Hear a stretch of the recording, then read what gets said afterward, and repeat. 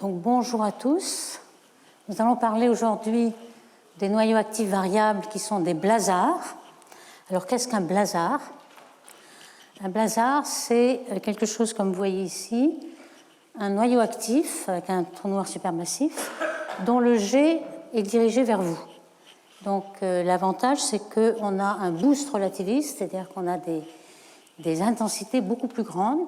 On a aussi des vitesses superluminiques. On a l'impression que le jet arrive vers vous à une vitesse plus grande que la vitesse de la lumière, ce qui fait un rétrécissement du temps. Et donc, tout est plus variable. Même si ce n'est pas intrinsèquement variable, ça va être plus variable. Il y aura une émission qui sera dominée par l'émission synchrotron, que nous allons décrire. Et puis, l'émission synchrotron sera amplifiée et transformée en prenant l'énergie des électrons relativistes en source gamma. Ce sera l'émission quantum inverse. On va voir qu'on a aussi l'émission de multimessagers, des neutrinos, on aura aussi des rayons cosmiques, le CR, de ultra haute énergie. Donc ce sont les jets radio, on va le voir, sont des accélérateurs de particules à ultra haute énergie. On va décrire tous ces mécanismes de rayonnement. Alors déjà, pour vous décrire un peu la définition d'un blazar et la géométrie que cela implique, vous voyez, on a ici le trou noir supermassif qui est à l'origine de l'activité du noyau.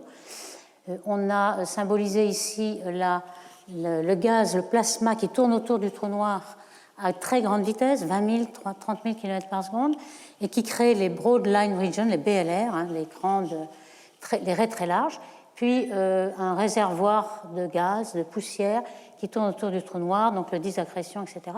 Et puis on a un jet qui est émis par le trou noir, et si l'observateur se trouve exactement dans le jet à plus ou moins 10-20 degrés, alors on a le phénomène blazar, on a quelque chose qui vient vers vous avec beaucoup d'énergie.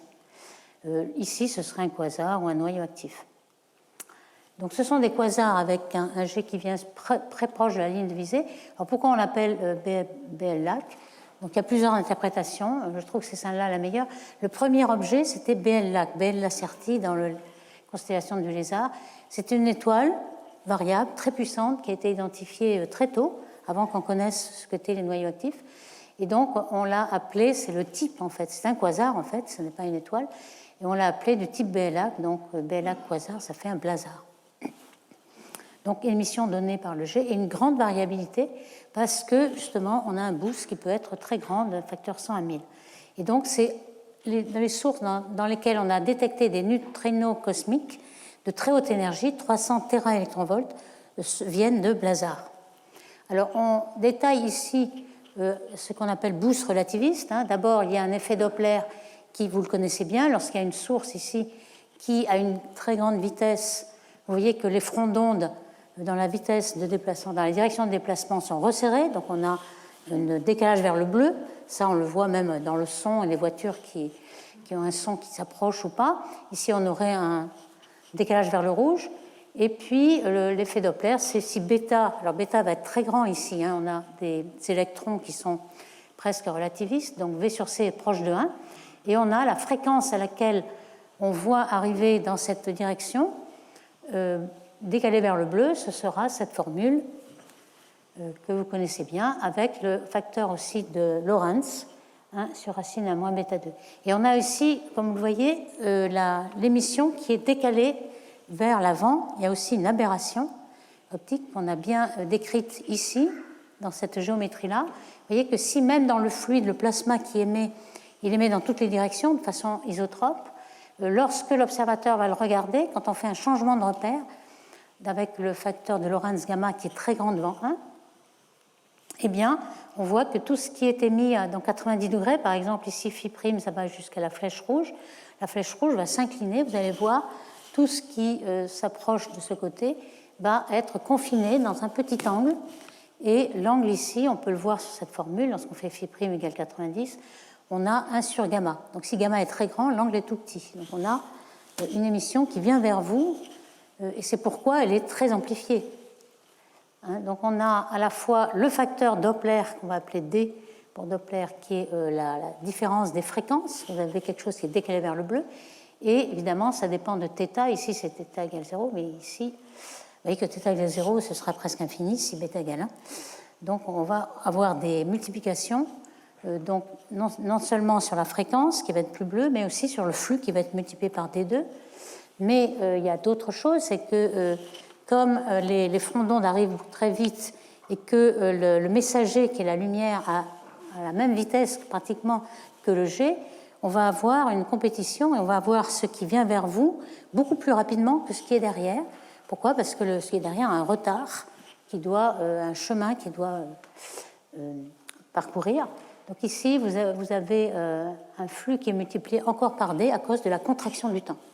Donc cette contraction du temps va être le fait que même si la variabilité est par exemple de l'ordre du mois ou de l'année, vous aurez une variabilité sur des heures ou des jours à cause de cette variabilité ressentie, pas intrinsèque. Et de plus, comme il s'agit d'émissions synchrotron de ce G, vous avez une émission qui varie en loi de puissance avec une puissance moins alpha qui est proche de 1.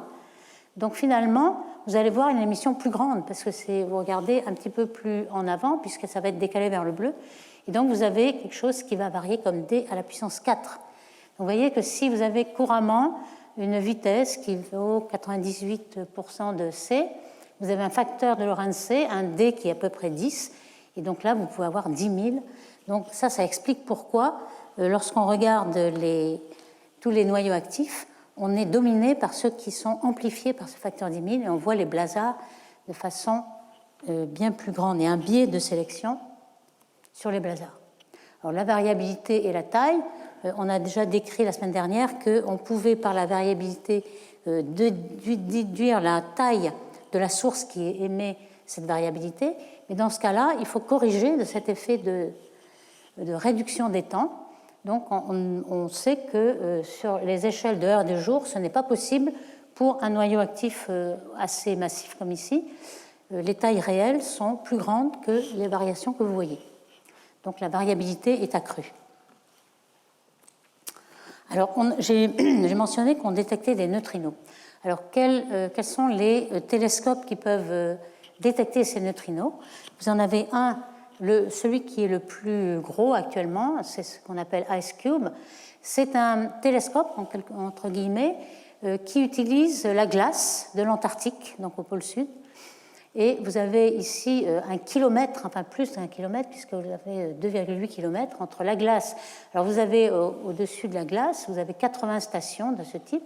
À chaque station, vous avez un fil avec des détecteurs de lumière, des photomultiplicateurs, qui constellent ces fils. Ici, vous voyez Amanda qui est un précurseur de IceCube et qui a été rajouté ici. Et que va-t-on détecter? En fait, on va détecter une lumière Cherenkov. Pourquoi? Parce que ces particules vont à la vitesse de la lumière pratiquement. Mais l'indice de la glace ici est supérieur à 1. Donc vous avez une vitesse dans la glace qui est C sur N, donc qui est plus petite que la vitesse de la lumière dans le vide. Donc les particules, électrons, muons, tons, etc., qui arrivent avec la vitesse de la lumière, ils vont plus vite que la vitesse de la lumière dans le milieu, et vous avez un petit peu comme un avion supersonique qui a un onde de choc qui fait un bang, si vous voulez. Là, c'est pareil, mais avec la lumière. Vous avez un choc, une onde de choc et une lumière UV, qui est appelée la lumière Cherenkov, de celui qui avait découvert le phénomène. Et c'est cette lumière qui va être détectée par les détecteurs de lumière sur le fil. Et comme vous en avez beaucoup, vous pouvez avoir plusieurs sur la trajectoire de la particule. Vous aurez beaucoup de détecteurs qui vont s'allumer, donc vous pourrez retrouver la trajectoire de la particule, la direction de sa direction, etc. En général, vous avez aussi des gerbes de particules si vous avez des rayons cosmiques.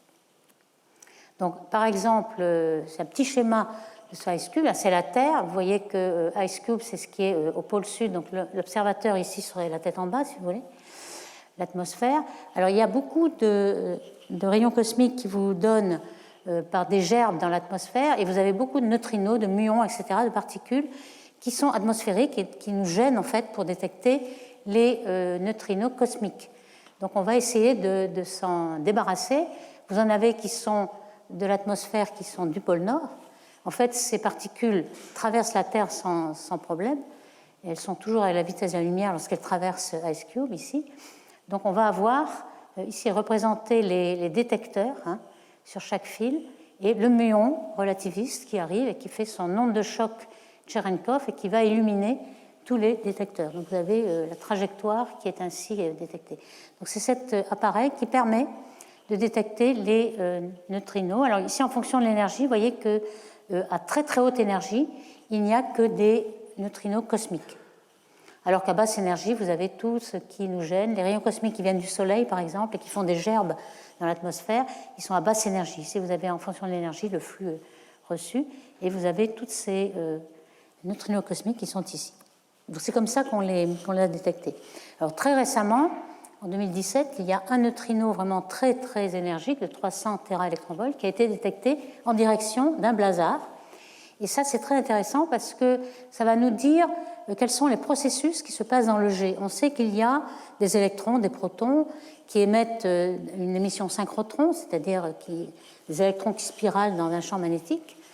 Mais on se demande si les processus sont seulement dus aux électrons, qui rayonnent encore plus que les protons, ou ce sont des processus qui touchent aussi les protons. Alors on les appelle hadroniques, c'est les particules lourdes, et les légères sont les processus leptoniques. Il y a toujours compétition entre ces deux processus, mais il n'y a que les processus hadroniques qui vont vous produire des muons et des neutrinos muoniques. Alors ici, ce que vous avez comme processus possible, c'est dans un champ B, le proton qui va aussi spiraler dans le champ B et émettre des rayonnements synchrotrons, mais avec un proton avec un photon va produire des paires. Alors ça, c'est un peu catalysé par le noyau, parce qu'en fait, le noyau crée un champ électrique qui va séparer les paires. Vous avez aussi le proton et le photon vont produire des pions. Alors vous avez 3 pions, un pion positif, ce sont des mésons, des particules intermédiaires entre les plus lourdes et les plus légères, on les appelle les mésons, les pi+, pi-, pi0, et tout ça va nous créer des cascades de muons et d'électrons muoniques et de neutrinos muoniques, etc. Si vous comparez avec les processus leptoniques uniquement, vous avez l'émission synchrotron, bien sûr, des électrons qui spiralent dans le champ magnétique, et puis vous avez, en fonction des photons qu'ils ont eux-mêmes émis, donc les photons synchrotrons, vous avez un passage d'énergie de l'électron au photon, et vous avez un photon qui ressort avec beaucoup plus d'énergie. Donc si c'est un X-mou, par exemple, vous allez avoir un photon gamma à la suite. C'est ce qu'on appelle le processus Compton inverse. C'est le photon qui prend de l'énergie de l'électron, alors que le processus direct, c'est le contraire. Et puis, vous avez la production de paires avec des photons. Donc, si on a détecté ce fameux neutrino par IceCube avec 300 thèses, ça veut dire qu'on a pas mal de processus hadroniques dans les blazars. Et ça, c'est une information très importante. On sait que dans cette région-là, dans ce blazar s'appelle TXS, etc. C'est un blazar donné. Et c'est le seul, pour l'instant, à avoir été détecté avec un neutrino aussi énergique. Donc, c'est assez important. Alors, il a été détecté, il est dans plusieurs phases. Les phases sont dues au fait qu'on a un taux d'accrétion de matière qui va enrichir le trou noir plus ou moins important. Donc, si vous avez un taux d'accrétion de matière assez important, vous avez une forte luminosité et vous avez des X mous. Si vous êtes dans une phase d'accrétion plus faible, vous avez une moins forte luminosité. Par contre, vous avez des X plus durs. Et on va essayer d'expliquer pourquoi. Et c'est dans cette phase-là qu'on a les processus hadroniques et des neutrinos. Alors, voici un petit peu une simulation, une modélisation de ce blazar.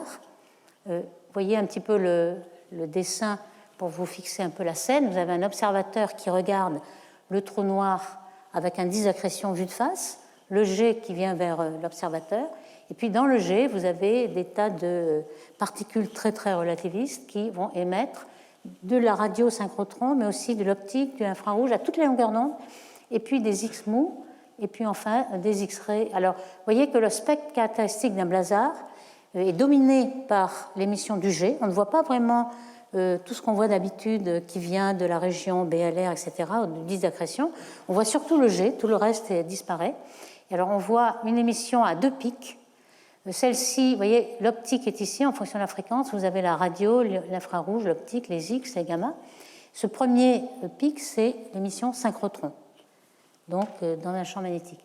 Et puis le deuxième pic, c'est lorsque vous prenez ces photons-là, prennent de l'énergie aux électrons et font des gamma de haute énergie. Et en fait, il y a un problème qui a été remarqué depuis longtemps, c'est que vous avez dans le fond extragalactique, entre les galaxies, vous avez un fond cosmique qui est du infrarouge de 10 à 100 microns, qu'on appelle le fond extragalactique de lumière, et qui est dû à la formation des étoiles de toutes les galaxies. Donc ça nous fait des photons un petit peu de faible énergie, mais qui vont produire, avec les gammas de forte énergie, ces photons infrarouges vont produire des paires. Donc vont diminuer en fait le nombre de paires que l'on va voir. Alors, vous voyez, c'est ce qui est en bleu. Une fois qu'on a absorbé ces paires de très grande énergie, on va retrouver des énergies encore plus grandes ici, et puis les neutrinos. Donc c'est la modélisation en prenant en compte ce processus. Alors la variabilité de ces blazars, comment on la détecte? On la détecte par les rayons gamma. Les rayons gamma, il y en a qui peuvent être détectés dans l'espace. Alors il y a eu plusieurs satellites dans le temps. Il y avait ce qu'on appelait Gamma Ray Observatory et l'instrument Y. Aujourd'hui, il y a un satellite qui est très puissant, qui s'appelle Fermi, avec un large télescope.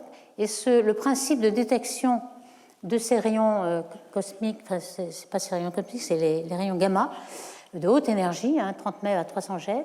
C'est, bon, d'abord, il y a un couvercle pour éviter les coïncidences et toutes les émissions qui nous gênent. Et ensuite, on a des feuilles comme ceci qui vont convertir les gammas en des paires électrons-positrons, et puis des détecteurs en dessous qui vont tracer la trajectoire de ces particules. À la fin, il y a un calorimètre qui nous demande l'énergie de ces particules, l'énergie totale. Donc ça, c'est dans l'espace, mais on peut aussi avoir des télescopes au sol qui sont basés sur l'émission Cherenkov, dont on a déjà décrit, donc des particules qui arrivent et qui, en interagissant avec l'atmosphère, de la même façon, l'atmosphère a un indice qui est supérieur à 1, donc une vitesse inférieure à la vitesse dans le vide de la lumière. Donc on a cet effet Cherenkov, et on a des gerbes de particules aussi, d'où des petits télescopes optiques. Alors il y en a quelques-uns, par exemple ici, vous en voyez, qui sont des miroirs ordinaires qui détectent la lumière UV. Et vous en avez plusieurs pour avoir toute l'étendue de la gerbe. Donc avec ce genre de télescope, vous avez pu voir par exemple un blazar qui est très proche, qui est une radiosource aussi, 3C279. Vous voyez, en fonction du temps, alors le temps ici, on a des journées, ici c'est 100 jours, ici ça varie sur la journée. Donc c'est des variabilités très fortes pour un quasar très massif. Donc on a des variabilités qui sont assez fortes, plus qu'un facteur 10, que vous voyez en gamma, que vous voyez en rayons X, mais pas tout à fait synchronisés. Vous les voyez plus synchronisés en optique. Vous avez la bande rouge, la bande bleue, etc. La polarisation. Et puis aussi en radio, la 5 GHz, 15 GHz, toutes ces couleurs sont des émissions radio qui ont été observées en même temps pour voir un petit peu s'il y avait une synchronisation, etc. Donc vous voyez qu'on peut suivre, en fonction du temps, ces variabilités. Alors ce n'est pas du tout périodique, vous avez vu, sauf dans de rares cas, lorsqu'on a une binaire. Alors ça, c'est un objet OJ287 qui est assez rare dans le ciel, si bien qu'on l'a suivi depuis 120 ans, donc ça, on le connaît bien. Il y a deux trous noirs supermassifs qui sont en paire. Donc évidemment, l'un tourne autour de l'autre, et on a une période caractéristique de 11 ans, qui est la période de rotation. Il y a un petit peu plus que période de 11 ans, comme vous voyez, il y a sans doute non seulement une période de rotation, mais aussi des épicycles. Donc il y a plusieurs fréquences qui se voient dans le suivi. Depuis 1900, on suit ce quasar. Il y a aussi la précession due à la relativité générale, il y a de la nutation, et on pense aussi qu'il y a des sursauts d'activité lorsque le trou noir compagnon plonge dans le disque d'accrétion du gros trou noir. On a des sursauts. C'est pour ça qu'on voit tous ces sursauts avec une période caractéristique de 11 ans. Mais à part ces cas particuliers, toutes les variabilités ne sont pas périodiques parce que les trous noirs ne sont pas en paire. Alors comment on classe les blazars ? On a vu qu'il y avait deux sortes de blazars selon le pic, la fréquence du pic de l'émission synchrotron. On a vu qu'il y avait un spectre avec deux bosses, donc on peut avoir le pic de l'émission synchrotron. Alors soit le H c'est pour high, bien entendu, high synchrotron peak, blazar, donc on va l'appeler high BL ici, ou bien low. Et on s'est aperçu qu'on avait un pic avec haute fréquence synchrotron lorsque le quasar est dans un état de faible luminosité. Et le contraire, lorsqu'il a un pic de faible fréquence, c'est un fort quasar. On le voit même sur un seul quasar qui a des sursauts. On voit ici que l'émission est plutôt à un faible pic synchrotron, mais dans un état de faible luminosité. À forte luminosité, c'est le contraire. Donc vous voyez, on a une corrélation, une anticorrélation entre la fréquence, le niveau de la fréquence synchrotron et la luminosité du blazar. Alors, je rappelle l'émission radiosynchrotron, ou synchrotron à toutes les longueurs d'onde, hein, c'est une particule chargée très relativiste qui spirale dans un champ magnétique. Et l'émission se fait avec, alors ici, gamma, c'est très grandement 1. Donc on peut dire que l'énergie totale de l'électron, c'est l'énergie cinétique de l'électron. L'énergie de masse, c'est presque négligeable. Et on voit que la fréquence caractéristique va être proportionnelle à ce gamma 2. Donc finalement, la position de cette émission synchrotron, ça va être dû surtout à l'énergie cinétique des électrons qui sont émis. Et évidemment du champ magnétique, mais qui ne varie beaucoup moins, celui-là. Donc ici, vous voyez ce genre de blazar avec un pic synchrotron qui est plutôt bas. Ici, vous en voyez un pic synchrotron qui est plutôt haut. Vous voyez qu'ici, l'émission synchrotron va piquer par ici, alors qu'ici, on est à basse fréquence. Et vous voyez que ça arrive pour des luminosités qui sont bien supérieures. Donc on a ces deux cas-là qui nous aident à classifier. Et sans doute, le paramètre clé, c'est encore une fois le taux d'accrétion de matière de l'objet en question. Si il accrète beaucoup, il va y avoir beaucoup de luminosité. Et finalement, on va voir que ceux-là ont un gamma des électrons qui est plus faible que ici. D'où le changement de fréquence de synchrotron. Alors voici la séquence des blazars en fonction de la luminosité. Le pic de la fréquence synchrotron augmente ici. Donc lorsqu'il est très fort, on a une faible luminosité. Donc on a ces H ici, intermédiaires, les low, et puis les plus fortes luminosités, ce sont des quasars qui sont vus avec le jet qui vient vers vous et qui sont donc on appelle ça flat spectrum parce qu'il y a un spectre plat en radio, mais c'est les plus forts, les blazars de plus forte luminosité. On essaie donc d'avoir une unification dans toute cette diversité pour essayer de comprendre le mécanisme de rayonnement. Alors ici, vous voyez qu'en effet, il y a les radiogalaxies qui sont vues, elles, avec le G vu de face, alors que les blazars, c'est vu vers vous. Et donc, on voit que ça se séquence de façon régulière entre les radiogalaxies qui sont assez faibles en luminosité et puis ce qui est très fort, le plus fort, c'est les quasars ici, grâce au boost Doppler. Alors, le spectre de 3C273, alors ceci, c'est un cas particulier, c'était le premier quasar qui a été détecté en 1964 par Martin Schmidt, et on voit que c'est un blazar, en fait. On a un jet qui arrive vers nous, on a les deux pics caractéristiques synchrotrons ici, et puis le pic Compton, et on pense que l'angle du jet n'est pas complètement 0 ni 10 degrés, mais 30 degrés. Et on a en effet une émission qui est assez polarisée et une variabilité qui vient de ce jet. Alors je vous rappelle que ce quasar, c'est celui qui est vu à toutes les longueurs d'onde, très bien vu parce qu'il est assez proche de nous. Ici, c'est une image du Hubble Space Telescope. On voit le jet qui est en fait très fragmenté. C'est grâce à ces fragments qu'on a pu voir la vitesse propre, les mouvements propres de ces petits fragments. Et on s'est aperçu que, de façon apparente, il semblait aller plus vite que la lumière d'un facteur 10. C'est là qu'on voit qu'il y a un boost Doppler à cause de la direction du jet vers nous. Ici, on le voit en rayons X, où ils perdent de l'énergie lorsqu'ils sont très proches. Ils ont encore beaucoup d'énergie. Et ensuite, en radio, ils vont émettre lorsque les électrons ont perdu un peu leur énergie, donc un peu plus loin. Mais dans toutes les longueurs d'onde, jusqu'en gamma, on voit ce blazar. Alors, cette séquence de blazar qu'on a identifiée, on peut même le reproduire ici. Donc, ce qu'on voit, c'est que les plus fortes luminosités commencent à des fréquences plus basses.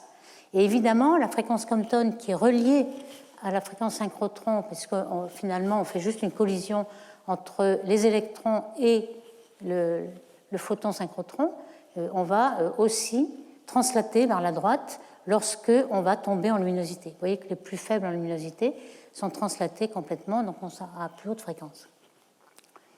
Pour Fermi, c'est ici. Alors, il y a deux façons d'interpréter cette émission Compton. C'est soit ce sont les mêmes photons qui sont dans le G, qui sont upgradés en rayon gamma, en prenant l'énergie des électrons. Donc on appelle ça self-Compton, SSC. Ou alors simplement, vous voyez le G ici, lorsqu'on a un quasar très fort avec un disque d'accrétion qui émet beaucoup, on peut avoir aussi des photons externes, pas seulement internes au G, externes, et ça va nous booster encore plus l'émission Compton. Donc parfois, on a besoin de cette composante externe, on va le voir dans certains cas, pour interpréter les spectres des blazars. Donc ici, on le voit. Alors, comme je vous le disais, ici, le G a un certain facteur de Lorentz, ici, gamma, avec une vitesse de groupe. Par contre, il n'est pas la même que les vitesses de tous les électrons dans le G. Les électrons dans le G sont un petit peu chaotiques. J'ai dessiné un tout petit peu des directions des électrons. On peut le considérer comme une boule avec une boule chaotique d'électrons, mais vous voyez que le facteur gamma des électrons peut être bien plus grand que la vitesse de groupe de tous les électrons, qui est plutôt de l'ordre de 15, 20, pas plus. Donc on s'est aperçu que le gamma des électrons ici était à forte luminosité plus faible que celui des blazars à plus faible luminosité. Donc ça nous explique pourquoi la fréquence de pic, qui est proportionnelle au gamma 2, est plus basse. Donc vous voyez, on comprend un peu ce qui se passe. À basse énergie, on a des gammas plus forts. Donc il faut comprendre ça, mais on va voir dans la modélisation, on commence à le comprendre. Donc on peut aussi interpréter le G comme un petit peu une épine dorsale qui va vers l'avant, et puis ensuite on va avoir une gaine qui est le flot qui revient des électrons. On va voir. Alors on a simulé ce genre de G et d'émissions dans le G par des processus leptoniques et hadroniques. Alors hadroniques, on les a déjà un petit peu décrits, les protons gamma qui donnent des pions et des tas de petites particules. Et puis le processus leptonique, c'est beaucoup plus simple, c'est seulement électrons, synchrotrons et Compton inverse. Et pour avoir ces processus hadroniques, il y a des conditions d'énergie. Donc seuls les quasars les plus énergiques arriveront à avoir ces processus-là. Et puis aussi, il faut que le rayon de Larmor des particules soit plus petit que le G pour que le G puisse continuer à accélérer. Et donc ça vous donne une contrainte sur le champ B. Il faut un champ B plus grand que 10 Gauss pour avoir un rayon de Larmor de façon à ce que les particules ne sortent pas du G et ne perdent pas leur accélération. Et en fait, quand on compare pour certaines galaxies, celle-ci par exemple, le 3C454, on a fait un modèle, vous voyez les points de mesure sont les points rouges, et les modèles, c'est un petit peu différent, on voit des Gauss, mais pas tellement différent. C'est-à-dire que les processus leptoniques et hadroniques se comparent assez bien, et on pourrait peut-être envisager les deux ou les deux ensemble. Alors lorsque vous avez l'interprétation entre un G, alors le G c'est un courant en quelque sorte, vous avez des particules qui sont à grande vitesse, vous avez un courant qui descend vers le quasar, et vous avez de part et d'autre quelque chose qui remonte de l'autre côté, enfin un G qui monte et puis qui redescend si vous voulez. Et vous avez un champ magnétique qui est toroïdal en fait, qui tourne autour du G. Ça c'est assez important, c'est en quelque sorte une batterie cosmique, car vous avez un champ B assez fort qui dans le G va être relâché dans le milieu intergalactique, et ça permet d'expliquer le champ intergalactique, qu'on ne sait pas exactement d'où sort le champ magnétique au début de l'univers et même tout au courant de l'univers. Il y a cette batterie cosmique qui est dans les AGN et qui me permet d'expliquer pourquoi on a des graines de champs magnétiques qui ensuite sont amplifiées par des dynamos, etc. Il nous faut des graines, et les noyaux actifs sont une façon d'expliquer l'origine des champs magnétiques dans le cosmos. Alors, qu'est-ce qu'il y a dans les G ? On peut dire qu'il y a un plasma qui est neutre, globalement. On aurait pu penser qu'il y a seulement des électrons et des protons, mais pas du tout. En fait, il y a toute une série de particules. On crée des paires aussi dans le G, donc il y a E+, E-. Et en fait, en faisant des modélisations, on s'aperçoit qu'il y a 10 fois plus de positrons que de protons pour égaliser les électrons. Donc, finalement, il y a énormément de particules. les électrons émettent beaucoup plus, mais perdent leur énergie beaucoup plus vite. On voit que la durée de vie d'une particule, électron ou proton, est proportionnelle à la masse à la puissance 5 de 1000. Donc les protons perdent beaucoup moins leur énergie en émettant du synchrotron. Par contre, les électrons sont réaccélérés dans le jet par des chocs. Donc finalement, cela compense. Et on voit ici, d'après un calcul de Ghisellini, où était la vitesse de groupe, le facteur de Lorentz le plus grand. Ici, vous voyez qu'au début du jet, le jet s'accélère encore, et puis lorsqu'on est à 1000 fois la distance, on a un facteur gamma beaucoup plus grand. Ici, vous avez le disaccrétion et puis l'émission synchrotron. Donc, vous voyez qu'on arrive un petit peu à comprendre un peu ce qui se passe dans le jet. Il se passe aussi qu'il y a une petite cascade qui entretient les photons dans le jet, puisque ici, on peut symboliser ici un jet comme un cylindre, en quelque sorte, avec un champ magnétique ici, et puis le facteur gamma de la vitesse de groupe. Mais vous voyez que si on introduit un photon externe, par exemple du d'accrétion, il va créer des paires. Les paires vont spiraler dans le champ magnétique. Il va y avoir une diffusion Compton, donc d'autres gamma qui vont recréer des paires et ainsi de suite. Donc on pense qu'on a des effets cascades qui permettent de maintenir l'énergie. Et en fait, en gros, tous ces photons prennent leur énergie sur l'énergie cinétique du jet, qui est considérable, et peu à peu, le jet va se ralentir et arriver dans des lobes radiaux qui seront plus loin. Donc, tout ça, c'est de savoir comment on va dissiper l'énergie cinétique du jet et en bas rayonnement. Ce qu'on peut aussi remarquer, c'est que dans ce jet, vous avez un gamma au départ qui est peut-être constant, mais ensuite, on a de la viscosité au bord du jet et qui fait que, sans doute, dans l'épine dorsale du jet au centre, on aura un gamma plus fort.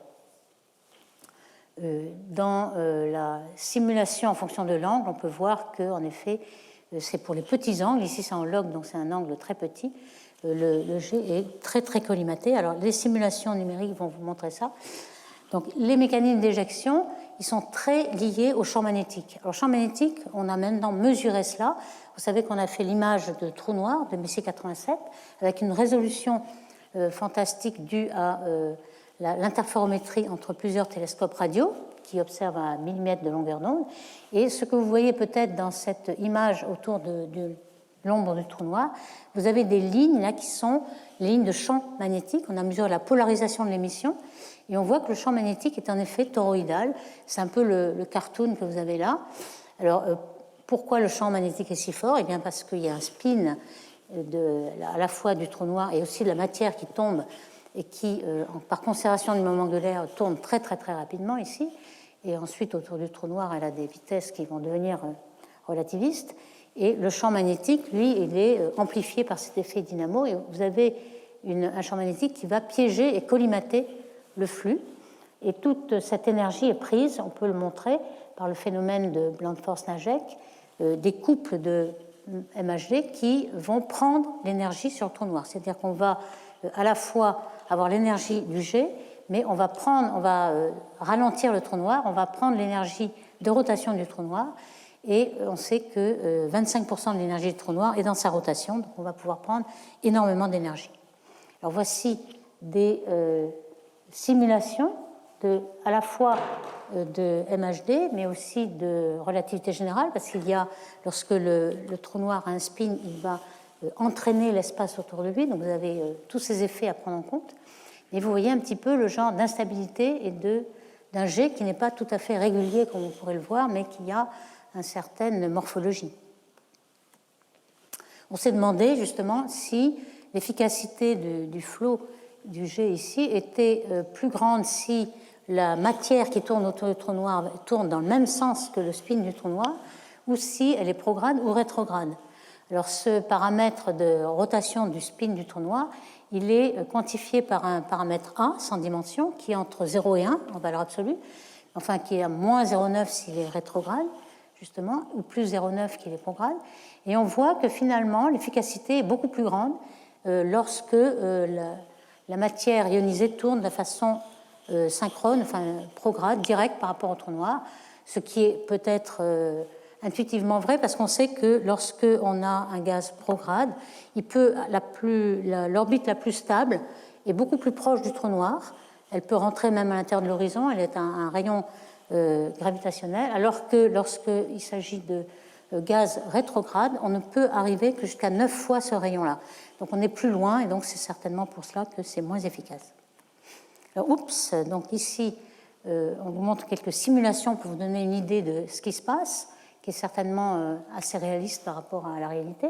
Vous avez ici, ça commence par un cône, mais ça ne collimate pas complètement, mais vous avez de la recollimation dans le jet qui est dû.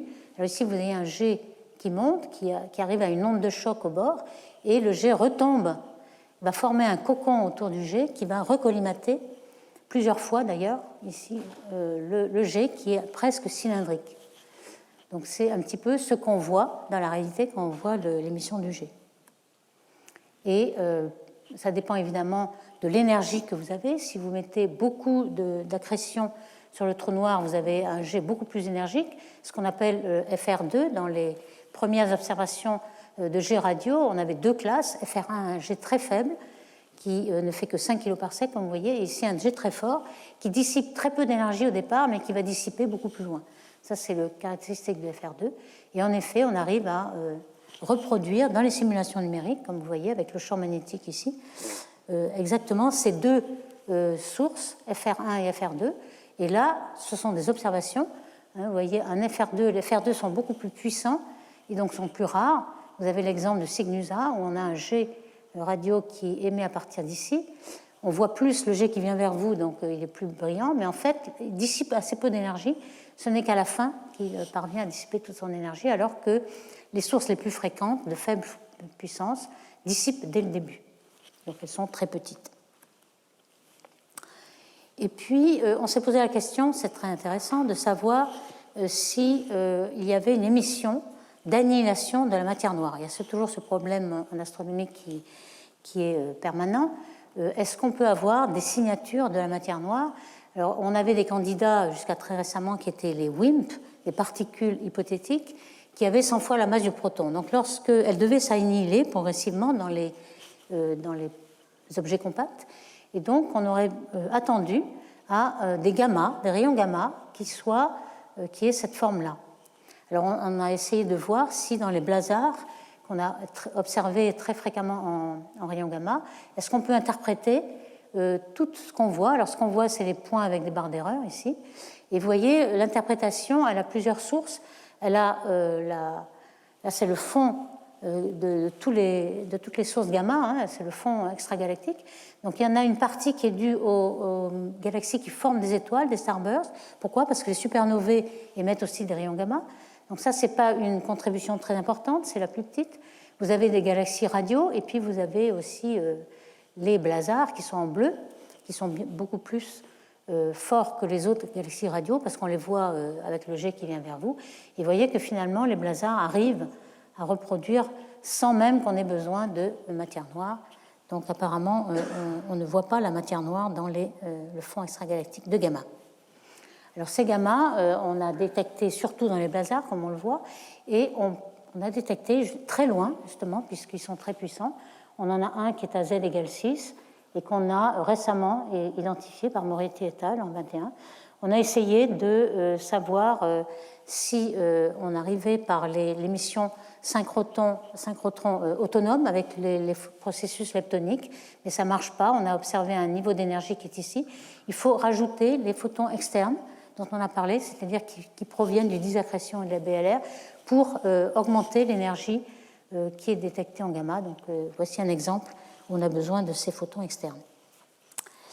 Donc dans le moment qui me reste, je vais parler des rayons cosmiques. Je vous ai dit qu'au départ que ces jets de blazar étaient des accélérateurs de rayons cosmiques formidables. Pourquoi formidables? Parce qu'on a trouvé des rayons cosmiques de ultra haute énergie. Ultra haute, ça veut dire quoi? 10 puissance 18 électronvolts, c'est gigantesque, c'est des hexaélectronvolts. Le pétaélectronvolt, c'est 10 puissance 15, hein, c'est tous les puissances 3. Et c'est 7 ordres de grandeur de plus que ce qu'on peut faire sur Terre dans les plus grands accélérateurs. Donc, si vous voulez, les jets de blazar sont des accélérateurs gratuits que nous donne la nature pour regarder les particules, comment s'accélèrent les particules. Et quels sont ces accélérateurs? C'est donc ce G par des processus ici. Alors, dès le départ, ça c'est quand même remarquable, dès 1966, des papiers comme Greisen et puis Zatsepin et Kuzmin, donc on appelle ça le phénomène GZK, d'après l'initiale de ces trois auteurs, juste après la découverte du fond micro-ondes qui est dû au Big Bang, le vestige du Big Bang qui a été découvert par Penzias et Wilson dans les années 65. Juste en 1966, ils se sont dit, ça c'est quand même curieux, s'il existe un fond de rayonnement micro-ondes, eh bien on doit avoir une coupure dans le rayon cosmique de haute énergie, car lorsqu'on a un photon du micro-ondes ici, il va y avoir des créations de photopions, des créations de germes, etc., mais on va supprimer tous les photons ultra-énergiques. Et en effet, on va le voir, on a vérifié ce principe GZK. Alors, comment on détecte ces particules de ultra-haute énergie? Eh bien, on a, par effet Cherenkov, encore une fois, on en a parlé, on a des particules de très haute énergie avec une vitesse relativiste qui sont supersoniques, si vous voulez, enfin superluminiques, par rapport à la vitesse dans l'air ici. Alors en fait, ici, c'est un des détecteurs de Pierre Auger, c'est un télescope en Argentine, dans l'hémisphère sud, et ce sont des détecteurs à eau. Ici, dans chaque détecteur, vous avez 12 tonnes d'eau, et c'est dans l'eau que vont se produire ces particules et ces effets Cherenkov. Donc on mesure la vitesse, la lumière Cherenkov par des petits télescopes, des petits détecteurs photomultiplicateurs. Vous avez aussi, même dans le sol, lorsque les particules sont beaucoup plus énergiques, vous avez des scintillateurs qui permettent de détecter tous les phénomènes. Vous avez 10 puissance 6 particules dans la germe, donc c'est énorme, et vous pouvez avoir la direction de ces particules. Vous avez aussi un télescope à plus haute altitude qu'on appelle HIT, qui est formé de miroirs, un peu comme celui-là. Donc le résultat de ces observations avec ces télescopes, c'est le spectre suivant.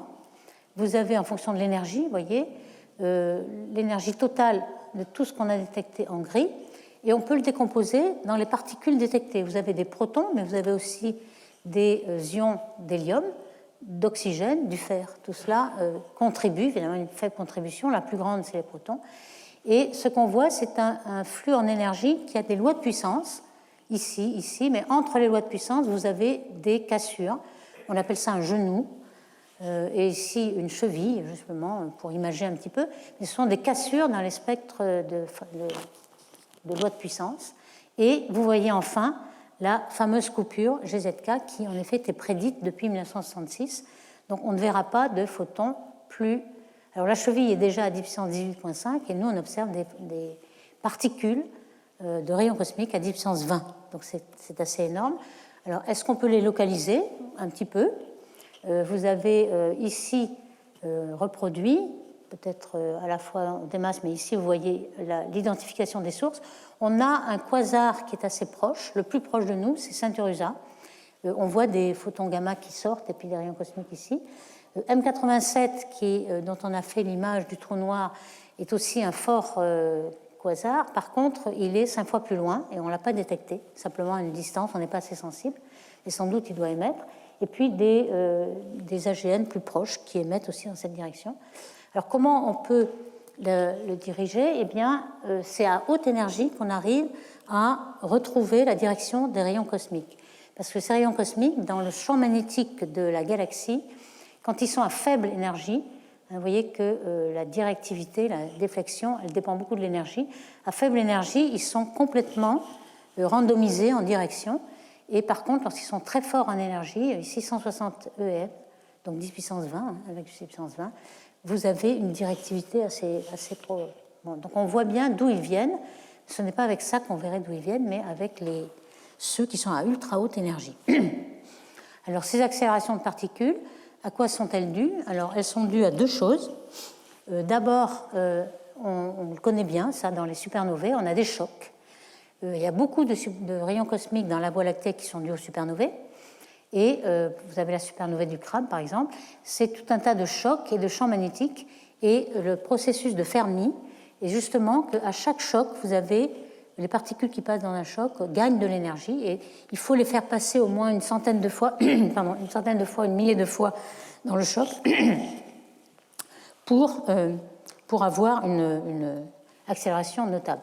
Alors ce que je voulais remarquer, c'est qu'on peut relier l'énergie à la taille de l'accélérateur, puisqu'il faut que l'accélérateur retienne ces particules. Donc il faut que le rayon de l'amorce, c'est-à-dire le rayon de spirale des particules chargées, qui est R ici, soit plus petit que la zone. Donc il faut qu'une énergie en unité de puissance 9 soit quelque chose qui fonctionne de B, le champ magnétique, et R, la taille. Alors vous voyez, c'est le fameux plot de Hillas qui peut être fait en fonction du champ magnétique B et de la zone caractéristique de l'accélérateur. Si vous avez par exemple une étoile à neutrons, un pulsar, donc c'est de l'ordre de kilomètres, la taille possible, vous avez donc un certain champ magnétique nécessaire assez fort. Ici, vous avez le LHC, pour comparer, ces accélérateurs.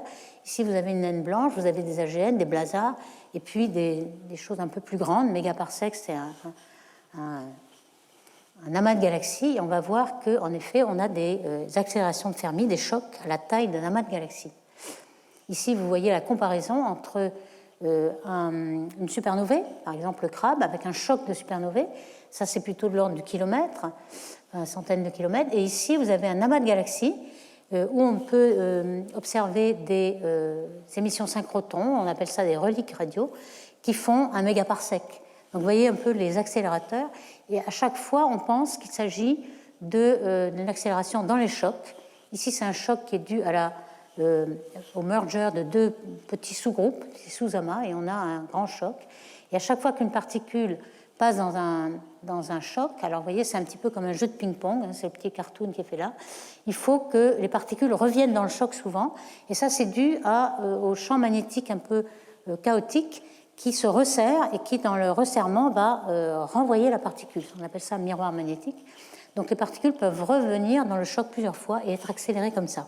Ça, c'est le principe de l'accélération de Fermi dans les chocs. Donc ici, on a un choc caractéristique qui est adiabatique, hein, avec un gaz parfait, hein, pour donner un petit ordre de grandeur. Et on a une vitesse qui arrive et un rapport entre les deux vitesses de 4. Et on peut avoir deux processus de Fermi, un qui est linéaire ou un secondaire. Et puis, on peut comparer à ces énergies, est-ce que les neutrinos et les rayons cosmiques sont compatibles entre eux, tout ce qu'on observe avec des rayons gamma, des neutrinos, et puis les ultra haute énergie des rayons cosmiques. Alors en fait, ces rayons cosmiques vont aussi produire des neutrinos. On a des neutrinos cosmogéniques, et puis on a un peu calculé ce qui viendrait, vous voyez en vert, la couleur revient de cette origine-là. Et ici, on a aussi des nus qui proviennent de cette partie gamma ici, avec les pions. Et donc, on s'attendrait à voir cette énergie de neutrinos. C'est à peu près compatible avec les neutrinos que détecte IceCube. Donc, on pense qu'on a des neutrinos qui peuvent arriver des deux côtés. Alors, il y a une autre accélérateur encore plus puissant. Donc, il y a le mécanisme de Fermi et le mécanisme de reconnexion magnétique. Et parfois, on a besoin de cette reconnexion magnétique pour expliquer la gigantesque accélération des rayons cosmiques. Alors vous avez l'habitude peut-être de voir ces reconnexions dans le Soleil. On a des éjections de particules et de rayons cosmiques dans le Soleil grâce à ces reconnexions de champs magnétiques. Alors de quoi s'agit-il? Vous avez des champs magnétiques de sens opposés, une ligne de champ dans ce sens, une ligne de champ dans cet autre, avec sans doute un courant entre les deux. Et lorsque vous resserrez par une instabilité quelconque, les lignes de champ se resserrent, elles vont se reconnecter. Vous avez une grande énergie qui est déployée à cette reconnexion-là, et des particules qui sont envoyées de façon relativiste, et qui pourraient expliquer, par exemple, cette très grande variabilité à 20 minutes près de ce blazar. On pense qu'il y a eu des accélérations de ce type-là. Donc je passe parce qu'on est assez en retard ici. Alors voici un petit peu les modèles qui ont été faits de cette reconnexion magnétique. Ici, vous avez donc les champs B qui sont dans un sens et les champs B de l'autre. Vous avez la fameuse équation de Maxwell qui vous relie le courant J, donc la nappe de courant ici, qui vient vers vous ou qui part de l'autre côté avec le champ B. Vous avez des instabilités de cisaillement ici. Vous avez aussi, lorsque je remets dans un point de vue différent où les champs magnétiques sont vers vous ou dans le sens contraire, vous avez cette fois J dans le plan, vous avez des courbures de J, des pliures de J qui sont instables et qui engendrent la reconnexion. Et c'est ce qu'on simule ici, ce qu'ont simulé Sironi et Spitowski, et qui ont montré qu'on avait en effet énormément de particules avec une énergie assez considérable qui va être émise dans ces reconnexions. Alors cette reconnexion, elle peut prendre deux aspects. Ici, par exemple, dans un accélérateur qui est une étoile à neutrons ou un pulsar, vous avez un champ magnétique bipolaire avec des lignes qui sont opposées donc de chaque côté. Ici, vous avez une nappe de courant. Les particules, elles sont d'abord un peu piégées ici. Vous avez un rayon de corotation parce que tout tourne avec l'étoile à neutrons, mais l'étoile à neutrons tourne très vite. Il arrive un moment où la vitesse est égale à la vitesse de la lumière, et donc les particules ne peuvent plus suivre, et donc on a des lignes de champ ouvertes et des particules qui vont sortir ici. Alors ça, c'est à deux dimensions. Par contre, dans un G et dans un GN, ce sera une dimension. Vous allez avoir un courant ici, un champ magnétique qui tourne autour, et vous allez avoir des reconnexions de particules à l'instabilité qui vont être les endroits où les particules vont pouvoir être accélérées énormément. Donc on pense à ces deux accélérateurs possibles dans les G pour expliquer les ultra hautes énergies des rayons cosmiques. Ici, vous voyez qu'on peut regarder une particule qui rentre dans cette nappe de courant, qui va être accélérée jusqu'à ce que son rayon de l'armor sorte et puis qu'elle soit éjectée. Ça a été aussi simulé par Spitzer il y a assez longtemps. Et on pense que, grâce à cette variabilité très grande, que ce n'est pas le G tout court, mais qu'il y a des petites zones sous le G qui ont ces reconnexions. Et ainsi, on a des tailles un peu plus petites que même le G et qui peut expliquer pourquoi il y a des très grandes variabilités, donc des reconnexions à l'intérieur du G. D'où la simulation par le processus hadronique, l'observation du neutrino de très très haute énergie à 300 téraélectronvolts qui a été observé par IceCube. Donc ça a pu être simulé et ça a pu être compris.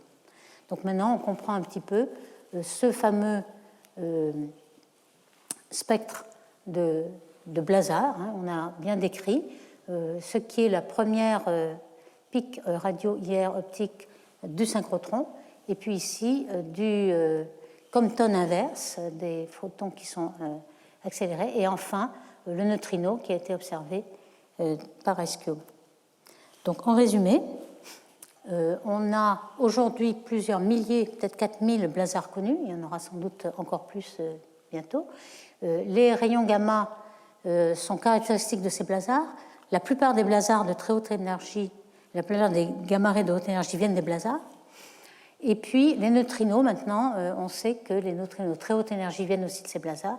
On explique cela avec des effets Doppler qui peuvent aller de 5 à 100, donc une énorme amplification de l'énergie reçue par rapport à l'énergie intrinsèque. Et puis, soit on a un passage du synchrotron au Compton inverse, soit de façon autonome par leptonique, ou alors par les photons qui sont externes, qui viennent du G. Donc, ces phénomènes magnétiques expliquent la collimation par des instabilités, et en fait, on a montré que les G de blazar étaient des formidables accélérateurs de particules qui nous renseignent sur les mécanismes d'accélération. Donc je m'arrête là, je vous remercie.